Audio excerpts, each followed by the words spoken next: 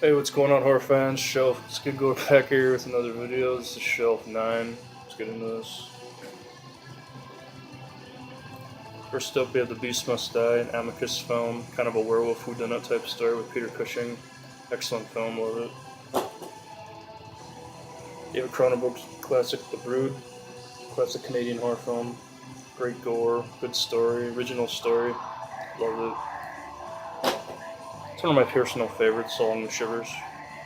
Tromo's Blood Junkie. This is actually a really good modern day slasher. Actually, really good. Check it out. If you like throwback to 80s slashers, you're gonna love this one. The classic, the one, the only Black Christmas, Bob Clark. I watch this every year, of course, during the holiday season. Just the atmosphere with the snow. It also kickstarted that whole the killers in the house type mentality. You know, like movies like When a Stranger Calls, stuff like that would come up after this. Classic. Bloody Wednesday, like one of the best ever Killer Kid movies ever. Love it. The Belko Experiment. This is actually a pretty good modern day film. I enjoyed this one. Very violent. What We Do to Survive. Black Ice. This is kind of a necrophilia type story. Anointed. Bloody Moon. Jesse Franco film. Really gory. Love it. One of the video nasties as well. Rightfully so. Great film. Check it out.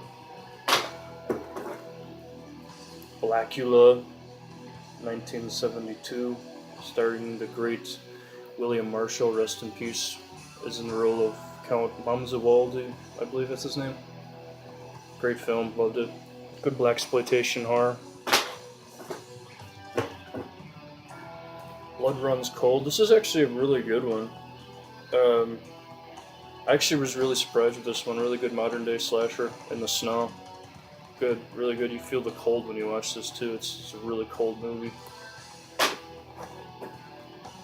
Ryan Nicholson's Bleeding Lady. This one actually was pretty sweet.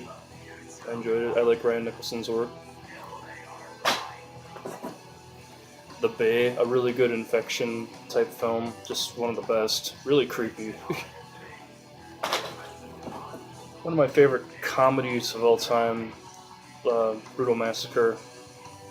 This one's great. I loved Gunnar Hansen as the I don't give a fucker, that type of guy, the hermit or whatever. Fucking awesome movie. I love it. Butcher Boy, classic. Bad Ronald, classic Killer Kid film, made for TV movie from the 70s. Jacob Jacoby is, or Scott Jacoby is a great actor. The Boy, this is actually a really good one. Really enjoyed this one. Kind of what a serial killer will grow up to be, you know, pyromaniac. Starting out when he's young. Really good story. Kind of depressing in parts. Really good. Billy Club, this one was a really good modern day slasher. I enjoyed this one as well. Check this one out. Give this one a shot.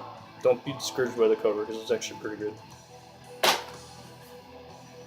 Here's a pretty good modern one as well. Bereavement. I don't know if I said that right. This is actually a prequel to the badass film Malevolence, which is another good modern day slasher. Good. I loved it. Good acting. We have Patty McCormick in The Bad Seed. This is just a classic from 1956, very early one. Pretty much kickstarted the whole Killer Kid type movies. It was the first. It was the first of its kind. Like this was the first one. Like there were so many movies that spawned from this. You know, you got to give it some props for sure. Bad Seed, excellent. Patty McCormick, classic. And the last one I have for shelf, what is this, 9, is